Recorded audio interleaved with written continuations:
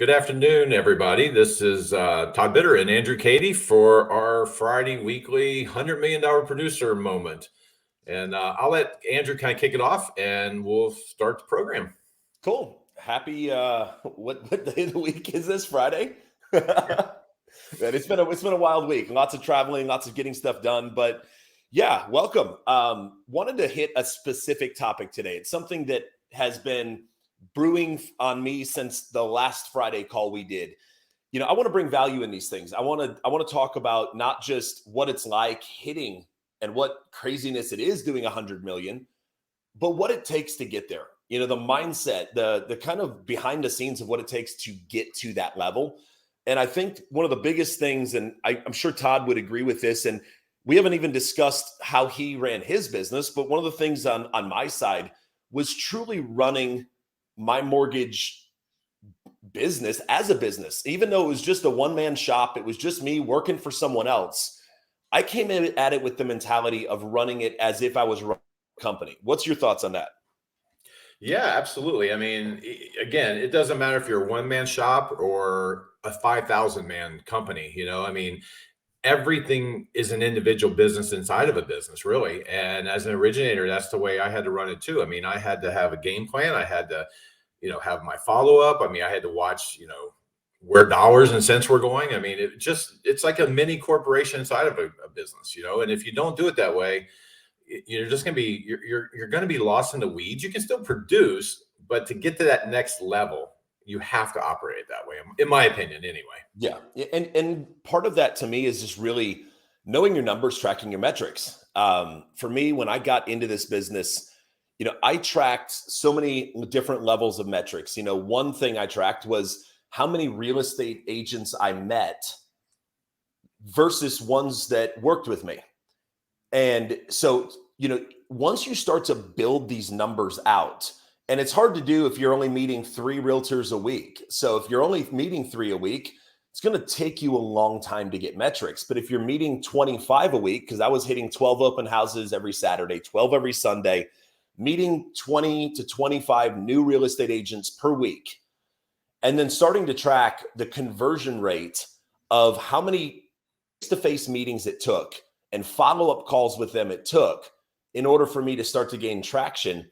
I think that, tracking your numbers, tracking your metrics to me is the number one thing that I see people that are stuck in that $8 to $10 million range where they fail to go to the next level is they're just handling the next transaction. There's no understanding of, hey, my conversion rate's only 22%. How do I get it to 24, to 28, to 30? What does that look like? And I took it, like you're talking about tracking your realtors. I also took it. I found out early on in my Arizona half of my career that a vast majority of my customers were people from the tech industry, and they were mostly engineers. I started keeping tracking and keeping notes on what kind of customers they were. Like I would break them out into what I called my techies, which were engineers. And I would break them out into my H-1B visa holders versus my US citizens, because I realized that the key to this business is learning what your customer wants.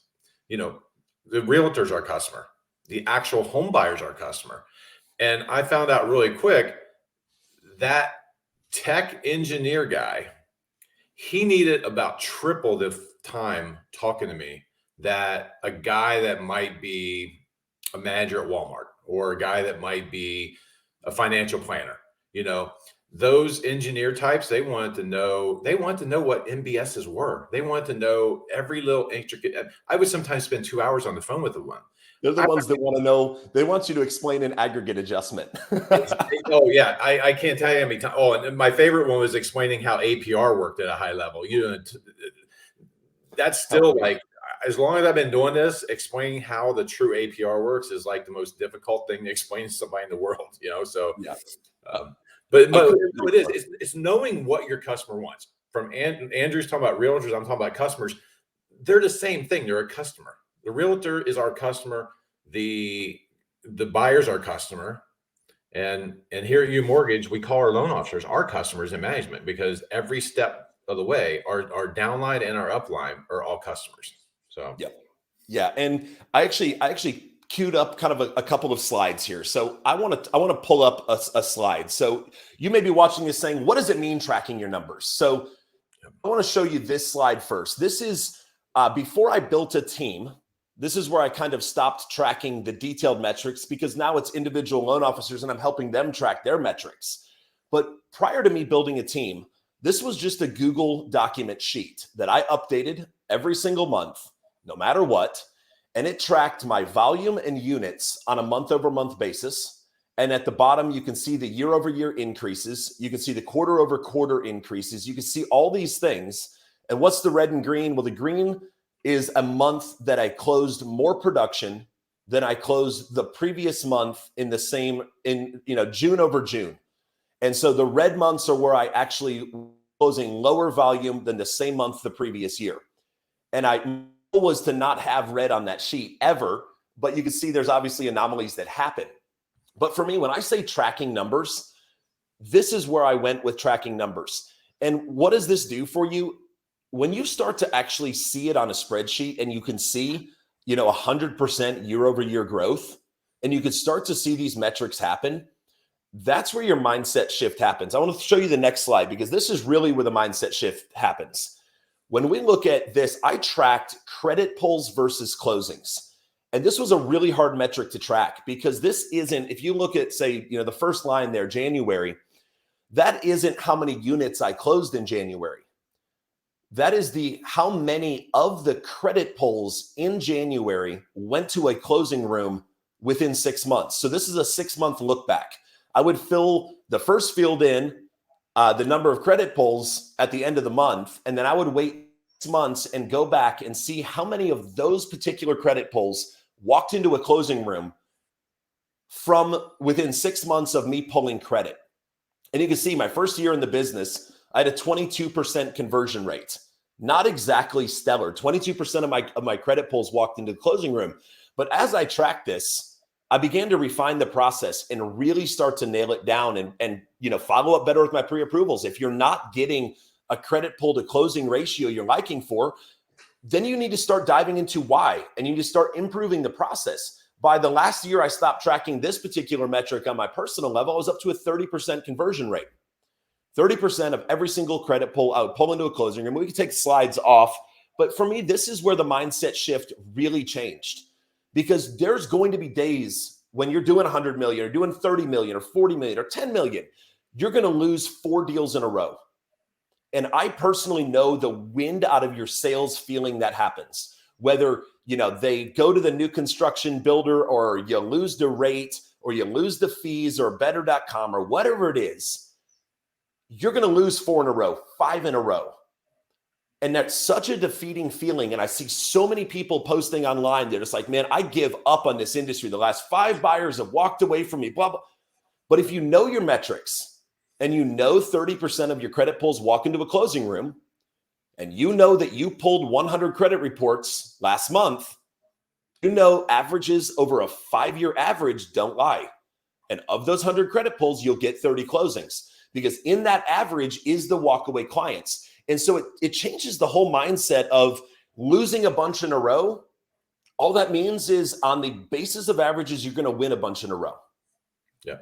And the tracking thing is key, because so many people in this business, and I've seen it, and I track the same way Andrew did. I just did it a little less techy. Like I have stacks of paper where I reconciled my months, and I did very similar things. But the one thing that was really cool about that slide was you went from 22 to 24 to 25 to, I don't remember the exact numbers, but every year it was better. And Right. one of our core values here at UMortgage is getting better every day. Now, here's the problem with not tracking that. How do you know you're getting better? Now, you could say, okay, from 2019 to 2020, I did a lot more closings. Okay. And some of that is obviously going to be getting better yourself. Some of that was that rates went lower. So if Andrew hadn't been tracking that, he wouldn't really know. Did he get better in 2020, or did the market make him better in 2020? Well, no, obviously by his chart, he got better. the market gave them a little push. So the point of that is if you're not tracking it, you could 2022, everybody's numbers went down because of the market. But that doesn't mean that you weren't better in 2022. It just means that the market gave you a setback, but personally you got better. But how would you know that if you didn't track it? So everybody watching this, I mean, this is crucial, because if you're not tracking it, you don't know that you're better or not, because it may just be market conditions that make you better or worse. But if you track it, you can see and you can say, hey, yeah, 2022 was a little bit of a kick in the ass. I did half the volume I did in 2021. But then you look at your metrics and you said, but I did better. I did better personally at my job. The market just held me up a little bit. And that is a motivator then going into 2023. You can say, okay, I know I'm better, but the market held me back. So it motivates you. So yeah, I love that. I think that's crucial to evolving to a top producer. Yeah, and I would get really granular on these metrics. Like in mid 2019, I saw my numbers starting to slip on my conversion rate. And I took a long, hard look in the mirror and realized that it was time for me to add a production partner. I simply could not handle pulling in so many credit reports by myself and properly serving the clients. And I start to see that conversion rate drop, not the number of credit reports drop.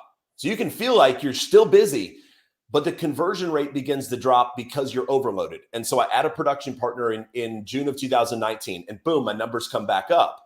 And honestly, that was one of the mitigating factors, if not the biggest factor, of me making the move to UMortgage.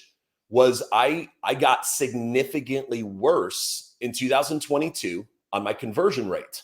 And so I tracked personally through 2022 of my personal production, the reasons why I was not converting deals, whether it be a builder lender, because I'm not going to count that in the mix. If they're offering it, like in our area, I don't know where it's at in Arizona, but in our area, these builders will say, if you use our lender, you're going to get a $15,000 credit towards your closing costs and towards your upgrades, and they do the loan for free. So it's just ridiculous. So you're not going to win.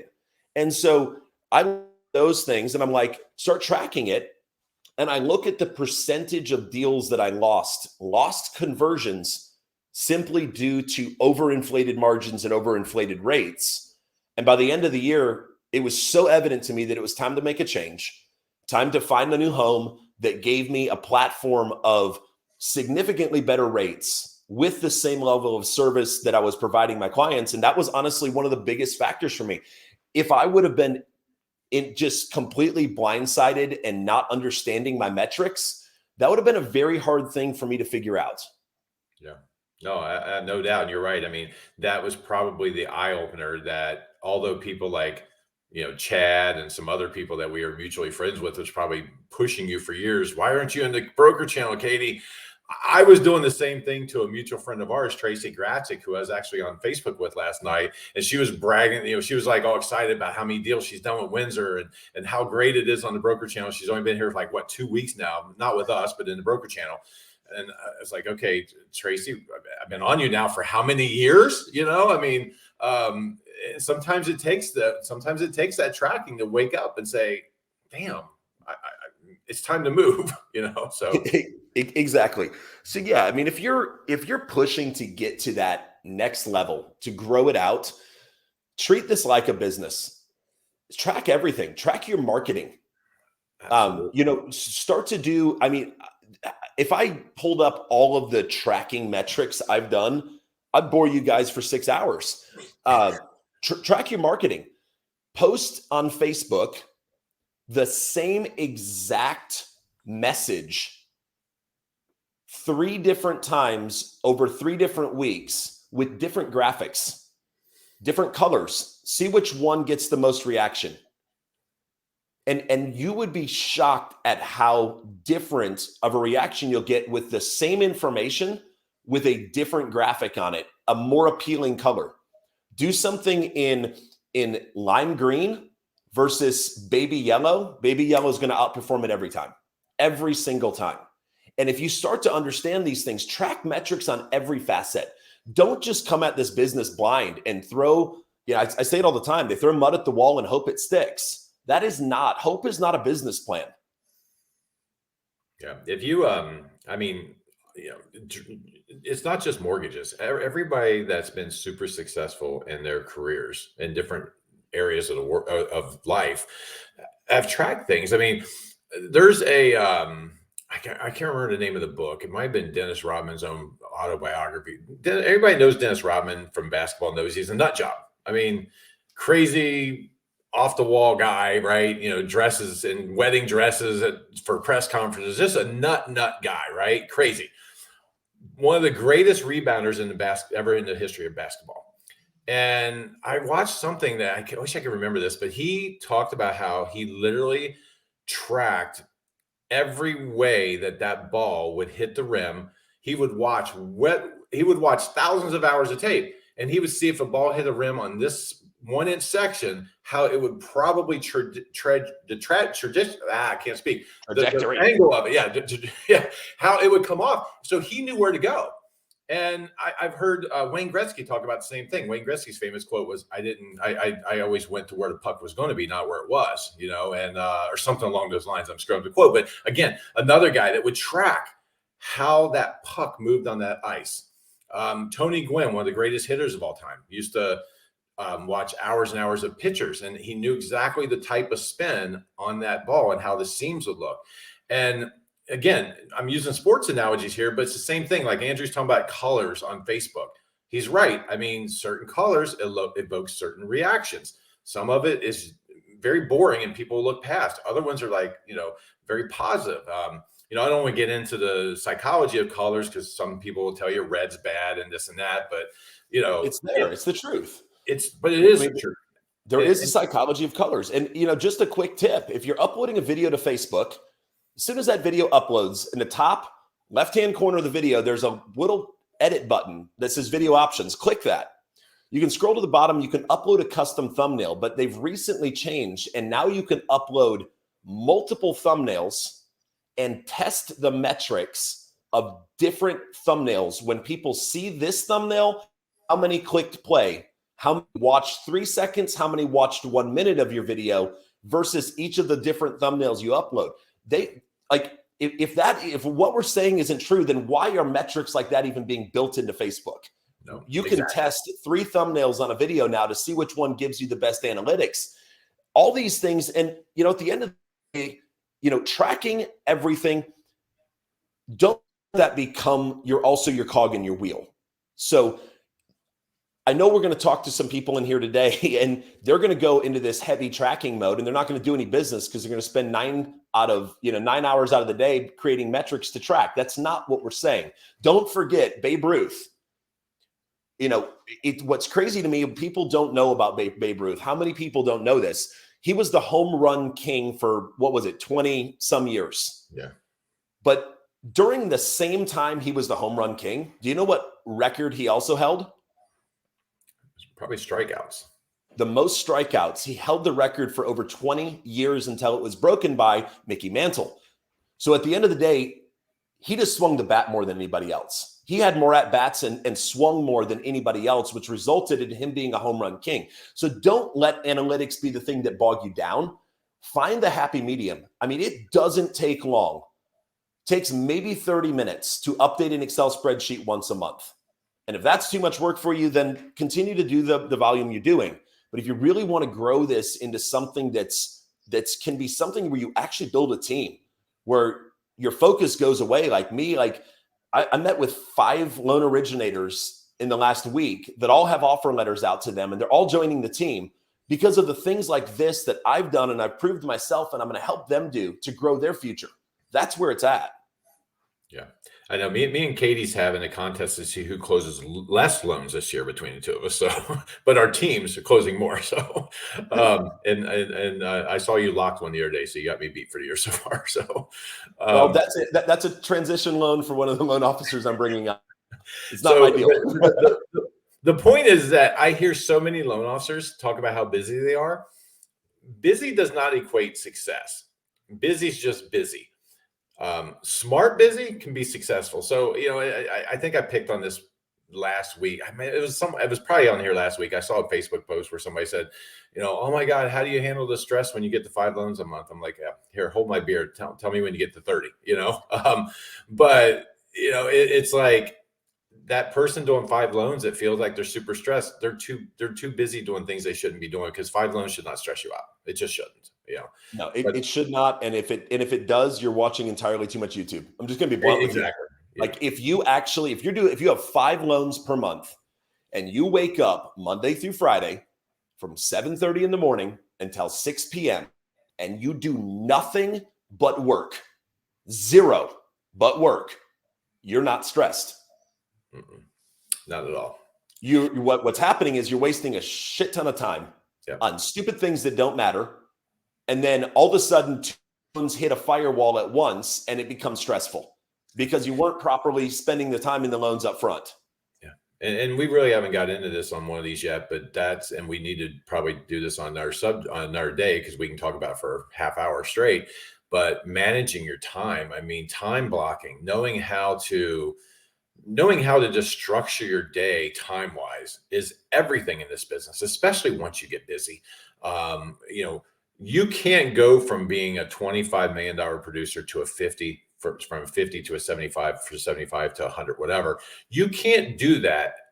Nobody can do that. I don't care how good you are. You can't do that if you don't structure your day and have a game plan and have your time blocked out and know, if you don't have a plan for your day. And we touched on this last week about how, you would write your to-do list every morning. I would write mine every night before I would shut down. So we're starting our day with a to-do list, and that's part of that, and